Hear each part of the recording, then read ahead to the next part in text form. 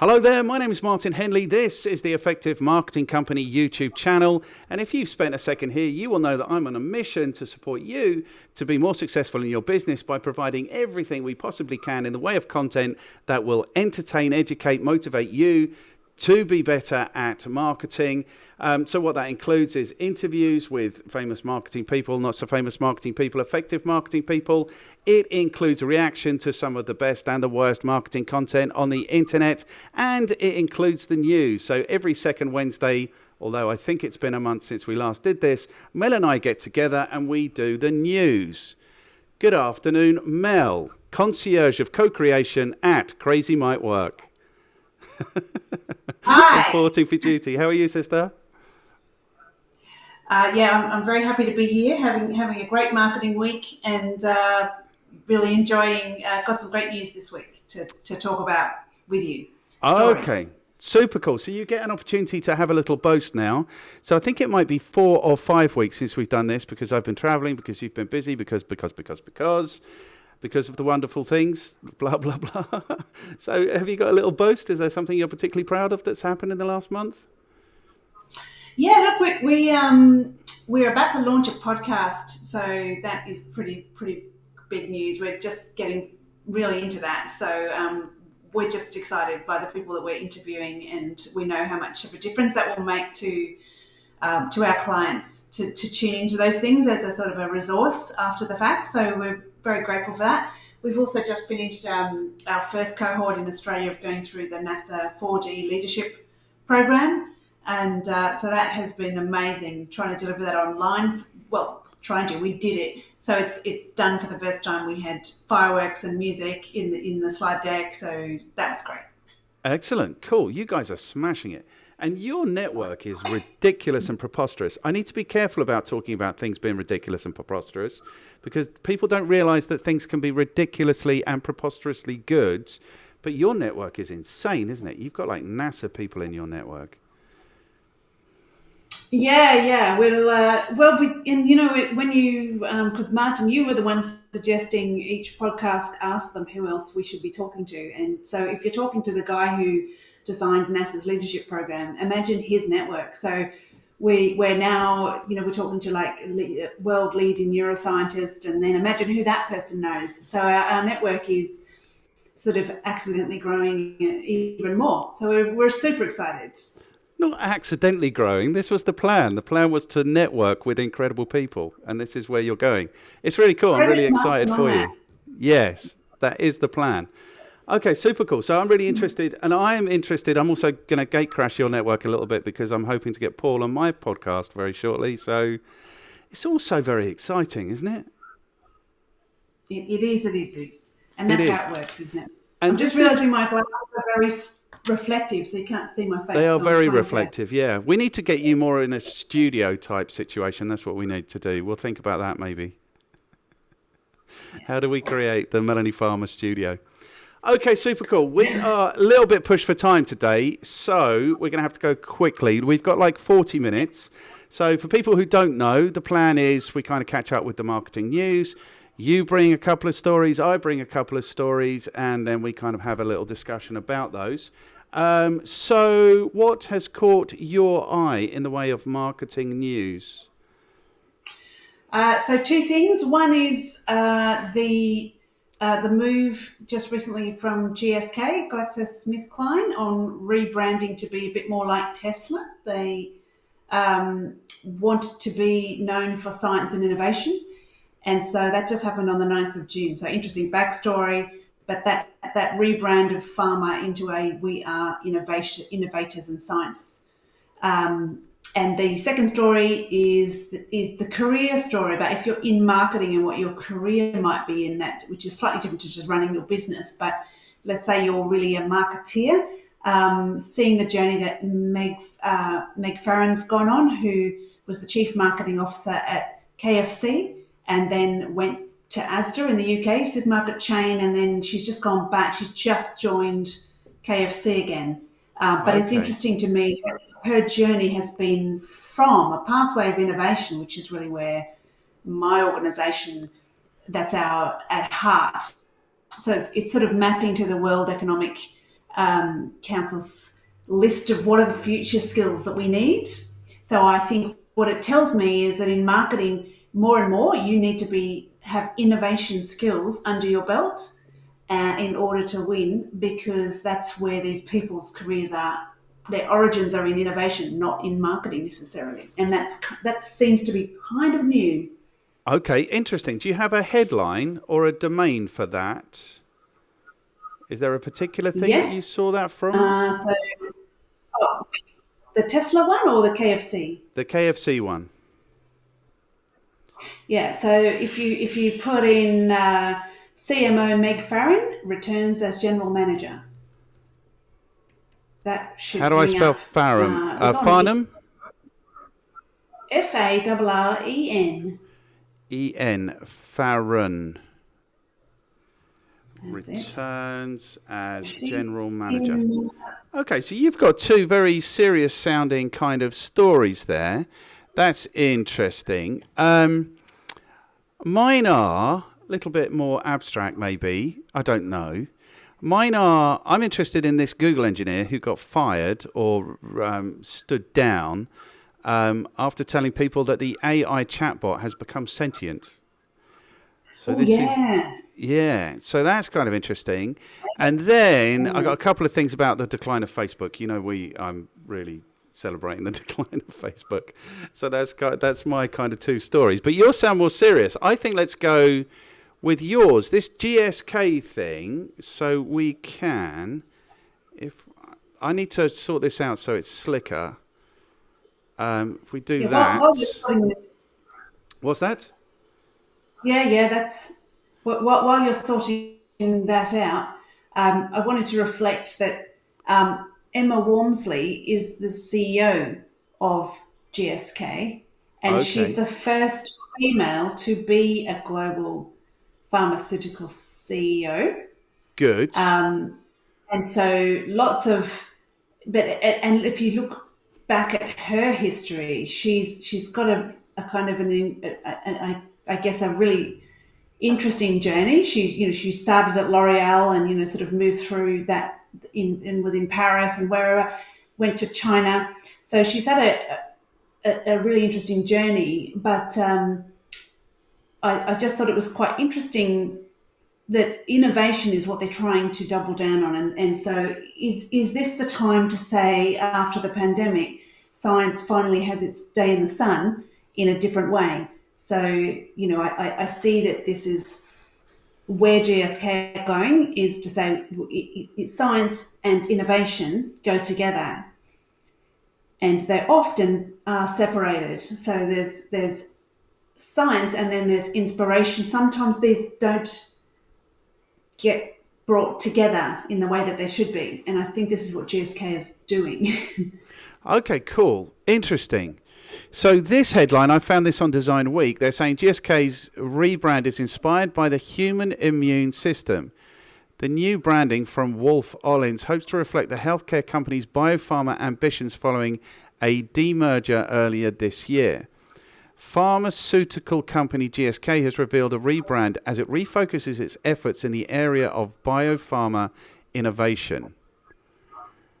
So what is this the new look? Is this it? I wonder. Yeah, look, I mean, it's still orange. They're still kind of all orange, but what they're trying to be is Apple or Tesla. That's where they're trying to position themselves, as the science tech leader in pharmaceutical. Right. So I guess that isn't where we traditionally see. Look at that. I mean, that looks like Apple. It looks like Looks Apple. like It very looks exactly like a cross between Apple and Tesla. I mean, this is right. very Tesla, Yeah, isn't it? These shapes. What are these? Is this a seating area? I don't know. that is a deconstructed GSK logo. If you wanted to know, Okay. What happens if we play this? yeah, it shows you the logo deconstructed and reconstructed. There you go. GSK. Look at that. That's an Apple lab if I ever saw one. Yeah. So they're trying to very much go into, we are a tech innovator, and that's not really how we've seen GSK. But I mean, I love that they're reinventing themselves continually since day one. Yes. Um, and it's just you can see the images, who they're choosing, their models, and Yes. how they have what they're wearing. They're not wearing lab coats. These guys are in t-shirts, and it is quite there's a lot of diversity. So it's kind of it is of the moment, but they haven't rebranded for 20 years. So I think that is the telling moment. Like, why now? Something has shifted, and this is the time. 20 years. It's a long time to wait between rebrands. It is a long Apple have done time. it a couple of times, right? They started with rainbows, and they've been all over the place in that same period. Yeah. Yeah. And so my question is, I wonder if I mean, how long, if you're GSK, if you're a global corporation like GSK, how long in advance do you spend thinking about a rebrand? So was this planned pre-pandemic, or is there something about the pandemic that has led them to think? Because I am not a fan of Big Pharma at all. Um, But I like this idea. Well, do I like this idea? I like the idea that they are, as a company, more interested in the human immune system. Because I think that was a criticism of Big Pharma, or of the way that governments responded to the pandemic, was that there was no support of the immune system. It all became quite quickly about drugs, medicines. Do you know what I mean? Like pharmaceuticals. So there was no advice about go out, be healthier, stop smoking, be thinner. Do you know what I mean? It's like that didn't happen. So I like the idea, but if it is just brand, then I like it less. Do you know what I mean? Yeah, I think there's two things there. One, I don't think they are imagining that they're going to be altruistic in any way. The vaccine itself is supporting the human immune system. So it's not about a therapeutic for COVID, for example. It's about putting something in your body that makes your body react and fight when you get COVID, so that you have a better outcome. Yeah. So that would come through a drug, right? But it is saying, isn't the human immune system amazing that it can actually have that response we need to not see the bad outcomes at the scale that we would have without this vaccine? But with my biomimicry interests, I like the framing of it that, can we as an organisation be more like the human immune system? Are there pieces of GSK that could behave that way and be immune to, the illness of the world, economic forces and drivers and whatever? So Yes, yes. I kind of like, that's where they're trying to go. I like that. And what better organisation than one that knows the immune system inside out? Yeah, I think 100%. And my question is whether because they were there's only four countries, there's only four kind of, well, there's 5 or 6 or 7, I think, different kind of vaccines, but they were one of the four companies that were at the forefront of this. And I wonder if they are feeling that like the pandemic damaged their brand, so they need to reinvest, or this is an opportunity to push on because they were on the global platform. I wonder what the thinking was then, and I wonder if like this has been in the works since 2015. It's got absolutely nothing to do with the pandemic. But what's interesting about this, like you say, Apple are continuously evolving their brand. That's what goes on with brands, is they evolve. This is a step change, from like they've kept the colors, but the fonts are new. That like you say, this is a whole new look. So this is a very big shift for a global brand. Yeah, I mean, looking at how they play with the logo in their videos, it's very much agility. It's so that, it looks like they've got like multiple moving parts that can, work like Lego Yes. to sort out your health or whatever needs you have. And so that is GSK's history, is break us up into smaller parts, a bit like, General Electric, GE.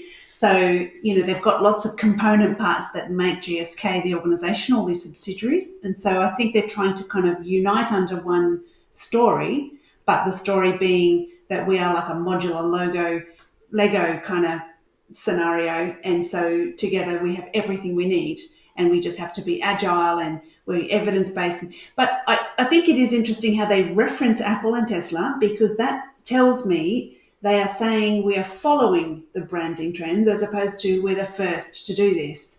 So they might be the first pharmaceutical company to look like this, but it's not like no one's led the way.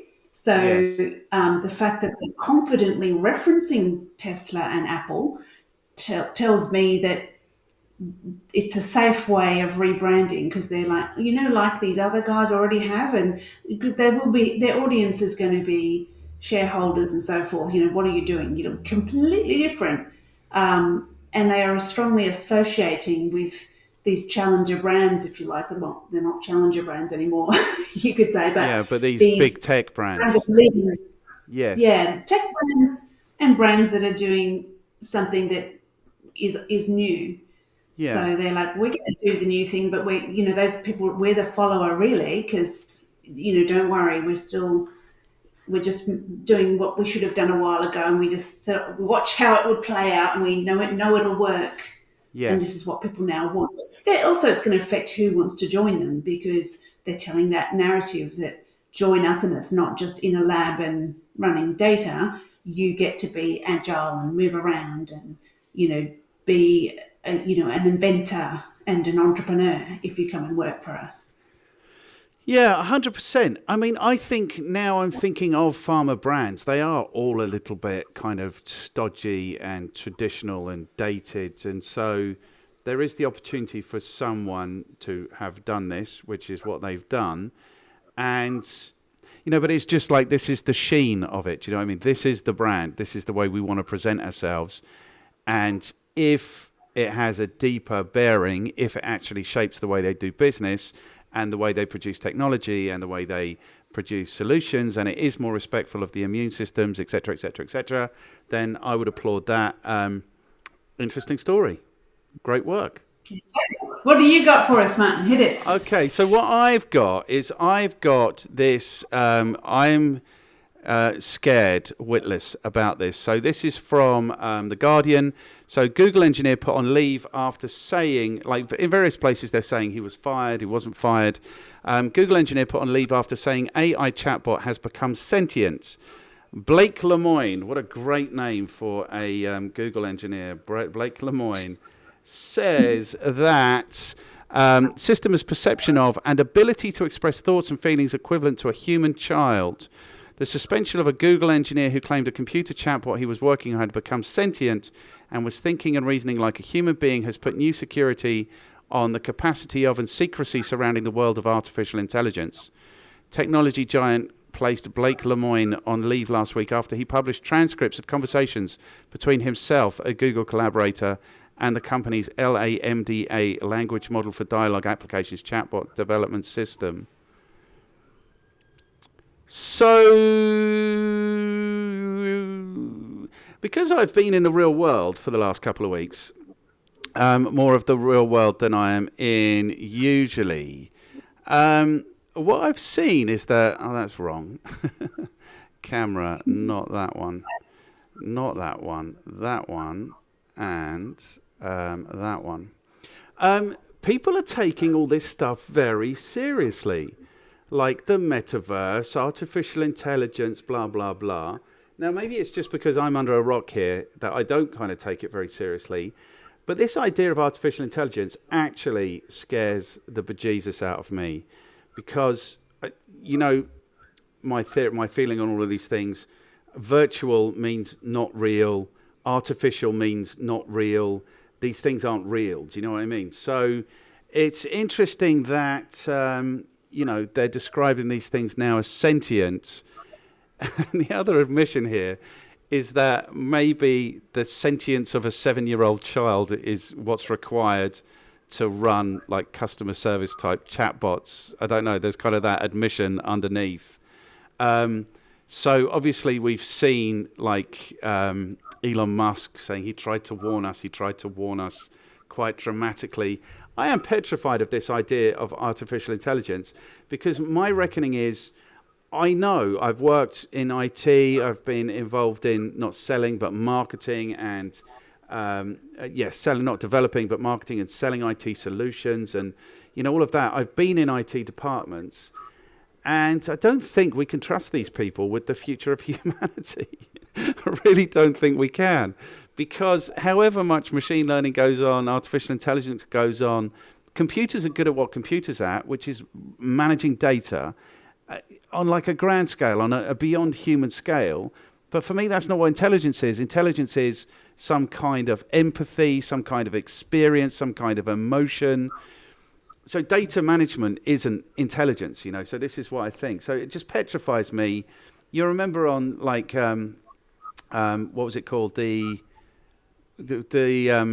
show, the show, what was it called? Computer Says No. Do you remember that?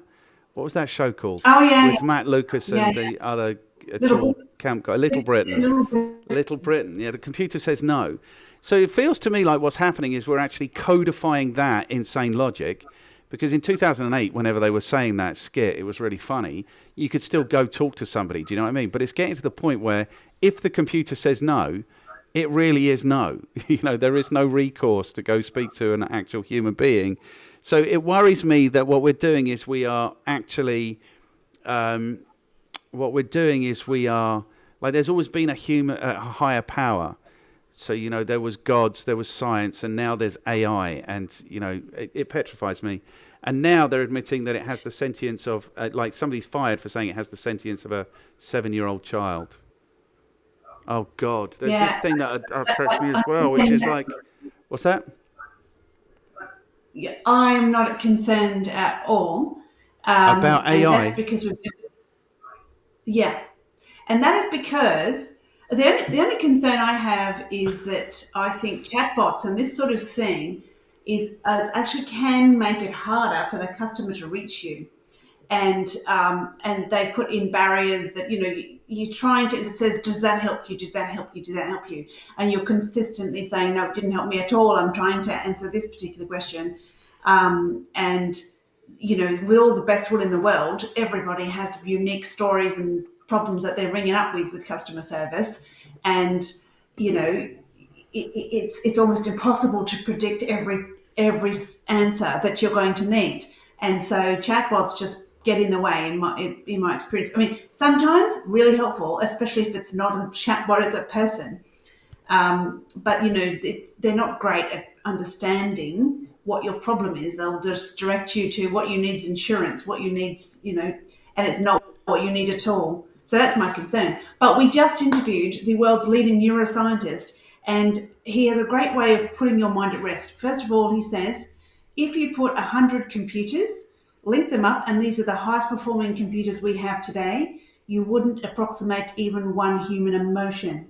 So he's never seen a Macintosh computer fall in love with an IBM computer, nor has he seen a Macintosh computer fall in love with its own kind, another Macintosh computer.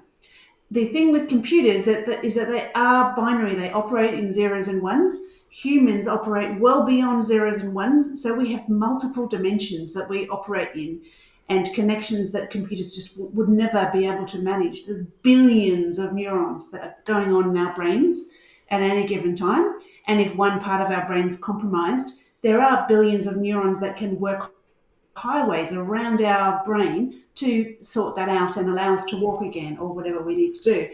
Computers don't even have a tiny 1% of that amount of power, and none of them have emotion. So his view on things, and remember, this guy has mapped the human brain one hair width at a time.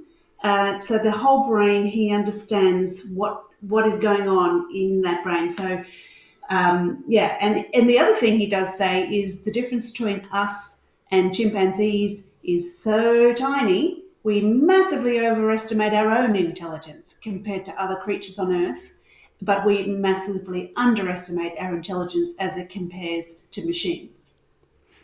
Okay, so that doesn't put my mind at rest, because I'm not scared about the capability of computers, because I buy a new computer and it crashes, or I go to an ATM and it's crashed, or I know the failings of computers. That's not my concern.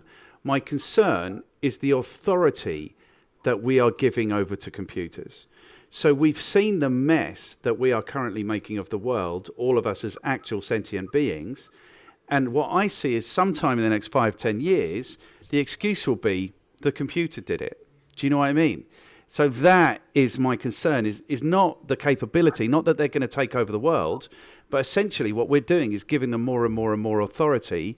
And I know, because I've worked with coders, those people can't be trusted. They can't be, so that's why it kind of petrifies me. But if you look at the real world, it's not. Yeah, they're not coding for the real world. I think with that. Yes. So anyway, but it's kind of interesting. Why is it shadowed in such secrecy? Why did they suspend or fire this guy for even saying it? I think this is a very strange story. It's a very strange story, yeah. But it's a worrying trend. We are putting too much trust and authority into computers. And it doesn't matter if this thing has machine learned itself, if it's 8th generation machine learned. So it's 10 generations since a human being had anything to do with this. At that point in time, it was a human who was making mistakes in the code, etc., etc. It's what I like to do is, when I worked in IT, I was working in South Africa. There was this guy called Johan Laubscher. And one of the tools that we had was like an accelerated coding tool. So it was like an autocomplete, is the way I used to explain it to people, we didn't even know what autocomplete was, but it's essentially an autocomplete for code. So you start writing a line of code and it finishes it for you. And one of my guys was a guy called Johan Laubscher, and he was working for the railway service in South Africa. And he was really annoyed that his boss kept getting involved in his work. And I'll never forget, he was like, leave me alone, I'm building things. So you can imagine him, 3:00 in the morning, high on Red Bull, like just spurting this accelerated code all over the place. And this might be the genesis of like the automated railroad service for South Africa now, which is, do you know what I mean? It scares me. It scares me because of the respect we're paying it, the authority we're giving it. And you know what I'm like. I like the world and I like people, and I don't like chatbots. I think chatbots are a scourge on the earth. And because what it does is the thing that it does is you don't know if you're talking to a chatbot or a person. So I think what it's doing is it's causing me personally to be less courteous, because I know if I'm talking to a chatbot or if I'm talking on a chat service, whether it's to a person, this thing could probably get resolved in 2 minutes, but it's not going to get resolved in the next 2 hours, because this is the way they've decided to deliver their customer service, or not deliver customer service is the way I see it. Yeah, I totally get that. And that I am concerned about, because I experience it directly. Yes. And I think about my nephew who's 20, and he's not experienced the service that I had when I was 20. No. He experiences life very differently. So I do kind of think, it's easy to say in the old days, but then you do see people winning. Like I just went to the markets up the mountains where I live, and that face-to-face with the growers, and they had about 100 stalls in this big church hall, and they were selling direct from the farm. And I mean, I never had a tastier marshmallow or a better bit of cheese than what I had from that market. So there's a sort of a equal and opposite pendulum swing happening in terms of buying local and having conversations with the grower about how they've produced whatever it is. Yeah, so there's this kind of comforting that we are wanting that, but it's sad that it's a novelty.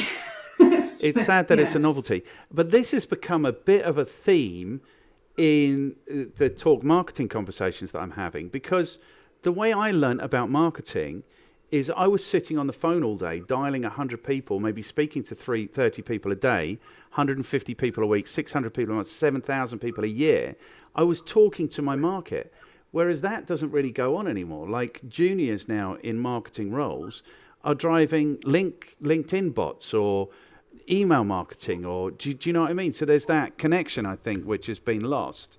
So I think this is a real, and it's an abdication of responsibility. any business that says we at any point in our, we're going to automate at any point in our marketing or our support, we're going to automate that, we're going to use bots, has basically said we don't give a shit about our customers. And it's like when you phone your bank and they, what's that? I say what you want to do is do a podcast with a bot and see how well it performs, just even for a 15-minute, like interview a bot and say, what do you think about this? Tony Robbins did this. He interviewed a robot, Tony Robbins, who does the sort of Giant Within and all of that sort of self-help stuff in America. And so they put him with this, like the world's best AI robot. It's the funniest interview. But he asked this robot, what do you think about love? What is love? Do you think you'll ever fall in love? He asked this robot all these things. What are your values? And the robot answers, my creator put his values in me and I share those values. And he said, do you ever disagree? And things like that. So, okay. It was a really interesting interview because I love that Tony Robbins asked the sort of questions that we all would like, would you fall in love?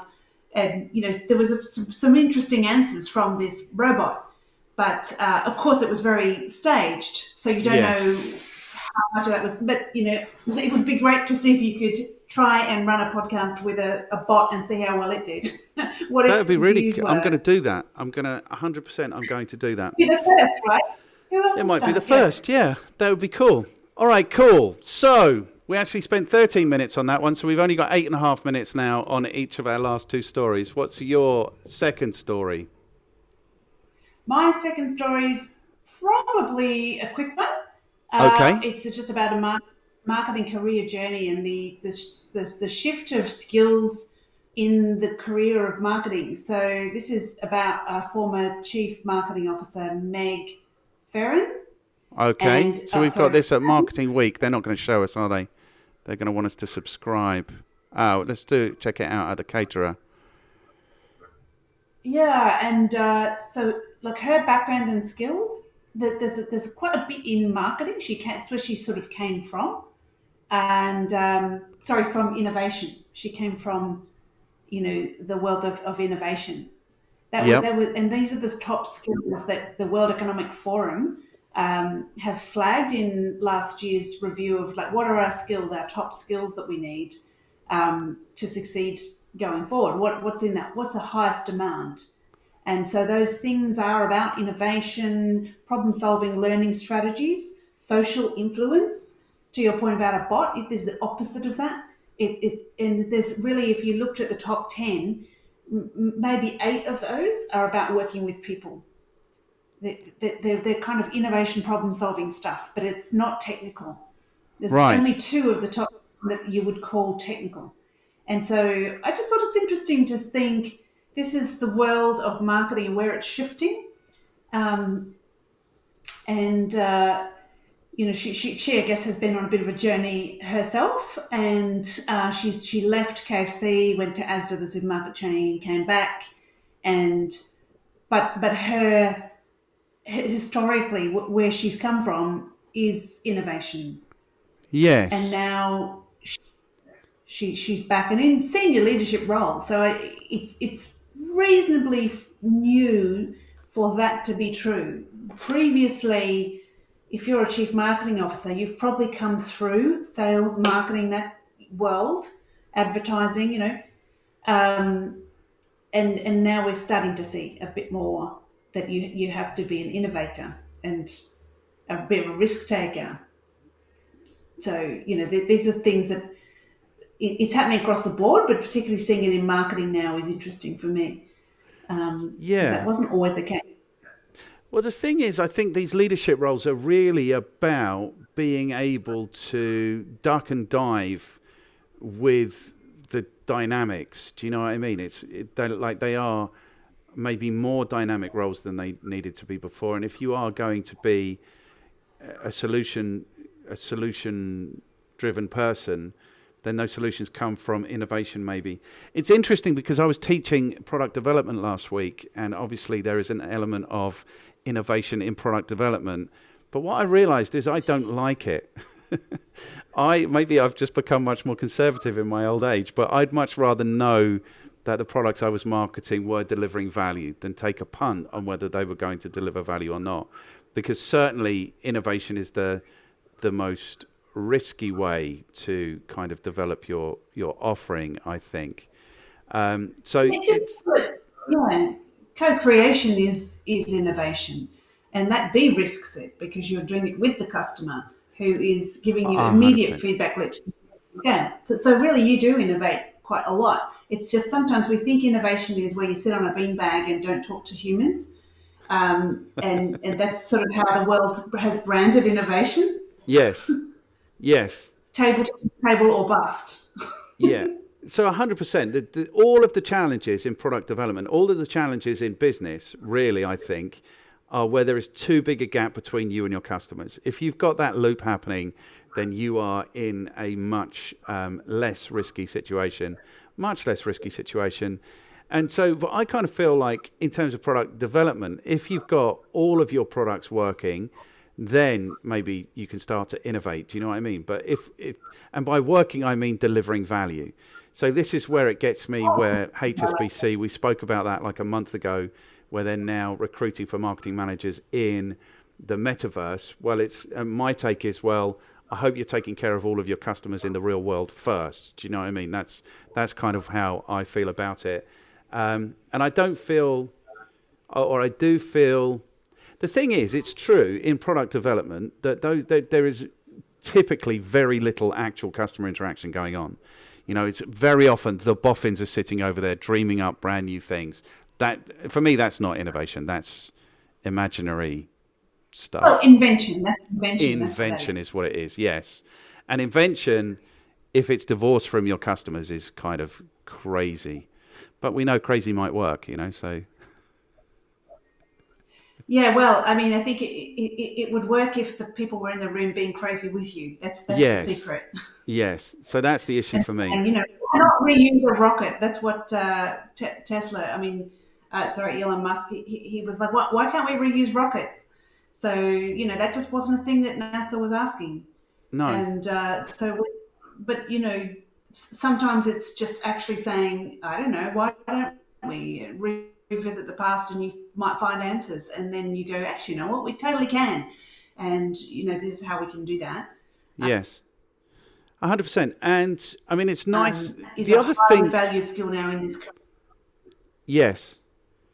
I mean, the other thing that's really nice is it's really nice to see young females achieving success and finding themselves in these roles. So there's a female now CEO of GSK, you were saying.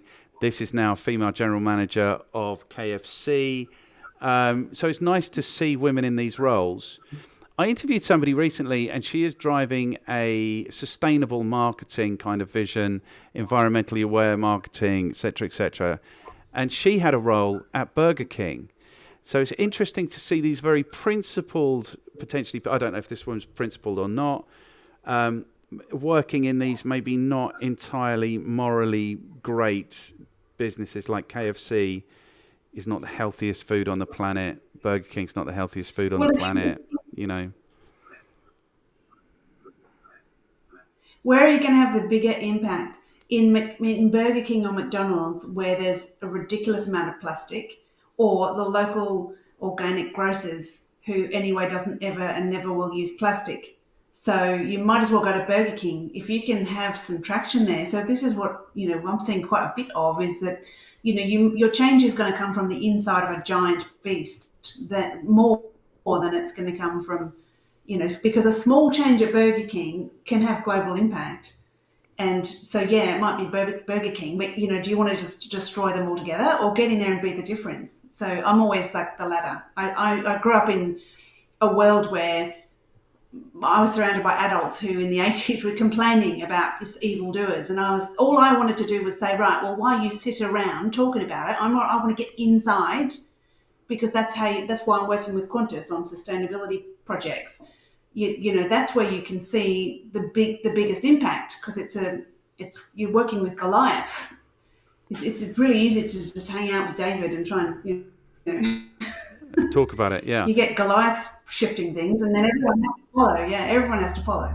Yes, 100%. And for me, what I really believe is that it is corporations who are doing the vast majority of the damage on the planet. So, okay, good. So you've convinced me that's okay for these people to go and work for these not particularly healthy brands. Maybe they'll make the difference, like you say.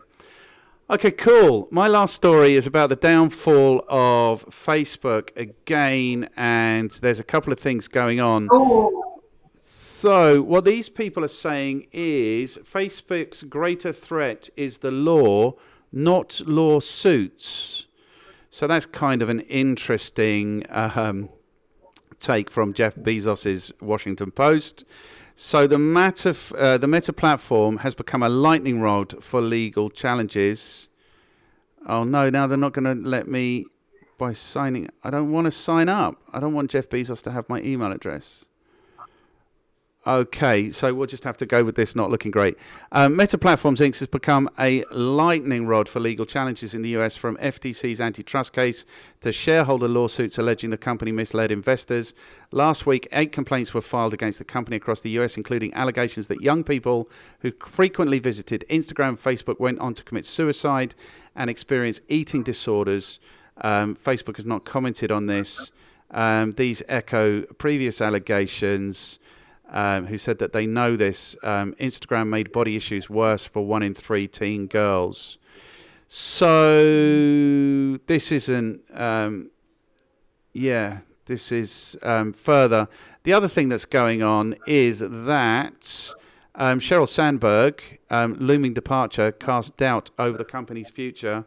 So Sheryl Sandberg was recruited when it was thought that the business was growing up in 2008. Does her departure mark the beginning of its demise? She has sold 1.7 or 1.8 billions worth of stock in Facebook in the last 10 years. So choppy waters ahead, I think, for Facebook. I had this other one also that was here, which is talking about... Where's Sheryl Sandberg going? What's that? I wonder where she is going. I don't know where she's going, but if she's got $1.7 billion, I don't think she necessarily needs to go anywhere. Yeah, so... On the market permanently. Yes.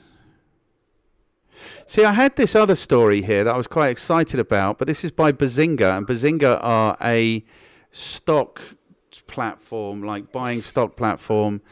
And there's no sources here, but it's talking about how people feel about the different platforms.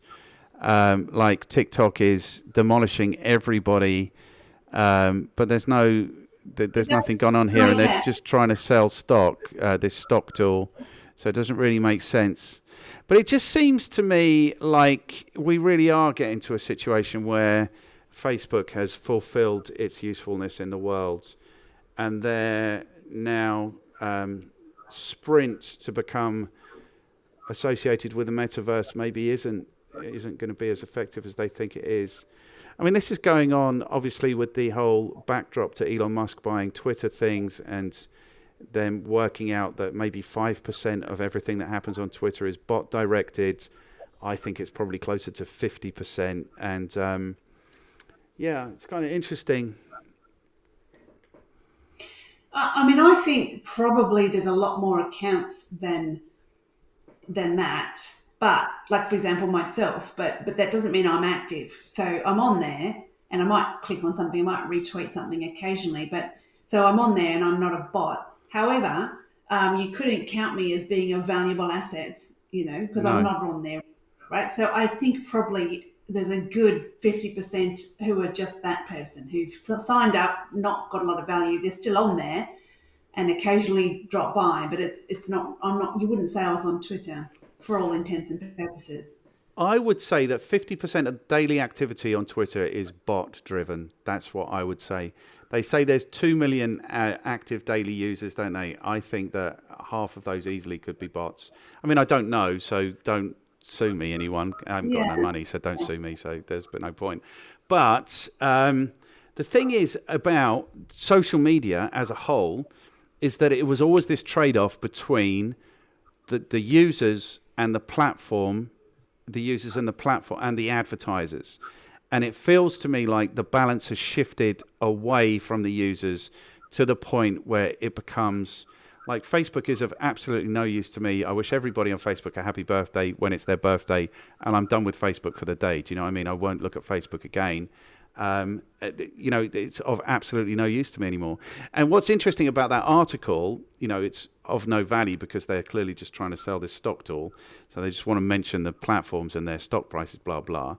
But they're saying that it's shifted. So Instagram now is the keeping in touch with thing. So the reason I have friends on Facebook is because for a period of time I would meet someone, I would say, are you on Facebook? And I am still in touch with those people now. Do you know what I mean? However many years ago that was. But it's probably 3 years since I have that kind of interaction with anyone. So it's interesting that they're changing. Right? Because I think if I look at my mum who's in her 70s, her and her friends are the most active people that I am aware of on Facebook. Yes. So they buy things, they share things, they go to markets that they share with each other. Let's meet here and buy this and go there. So events are very it looks like it's really targeting that audience very successfully. Yeah. A lot more active. She's on that day and night. Yes. So whereas the sort of 1830s and actually probably younger is TikTok, and you look at Johnny Depp going on TikTok, and why TikTok, right?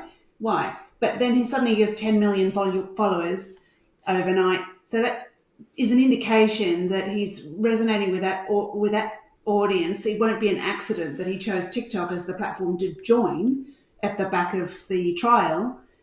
And it is interesting to me. What sort of message does that send? That he's so right, but I need to engage with this audience. Where are they? They're on TikTok. Okay. So I'll go there.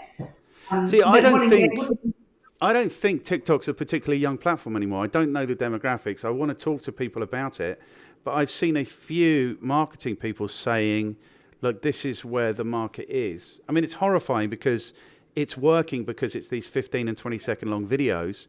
So what they're saying is you don't have to wait for the punchline anymore. Well, I think part of the joy of experiencing the punchline is that you have to wait for it. Do you know what I mean? It's like that also horrifies me. So, yeah, I just think it's interesting. What's that? I'm having a revelation. My revelation is that a good whiskey is something that will take time and you enjoy. And TikTok, if it were a beverage, would be like your pop,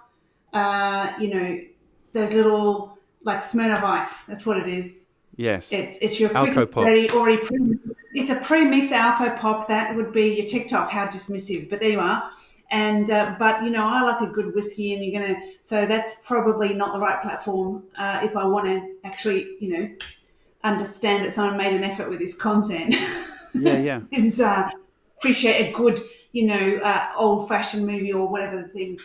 Someone who's just like So I certainly think consumable content that is like Alcopop, that's a great place to go if you just want to, consume like that. So that tells me as marketers, we want to go where the market is. It just worries me a little bit that the market is being spoiled because it's just giving the punchline over and over and over and over again. Like you can get 8 punchlines in a minute. Do you know what I mean? It's like, it's not cool like that. Right, I have to run because my other call, I'll jump on my other call. But this has been good. It feels like a whistle stop kind of session this week. Did you have fun? Yeah, I did. Good fun. Interesting. Oh, yeah. Chatbots, all that. Yeah, I hate chatbots. On our podcast about that stuff. Yes. Cool. I'll let you do the chatbot interview, though. Okay, cool. I will do that. And I'm hoping to get hold of Paul this week to get him on my podcast Dubry. Okay, you're an absolute legend as always, Melanie. Thank you so much for your time and your insights. You're welcome. It's a pleasure. And we'll catch you in a couple of weeks. Hopefully we'll do this again. Yeah, nice. You are a star. See you then. Thank you. Thank you. Bye.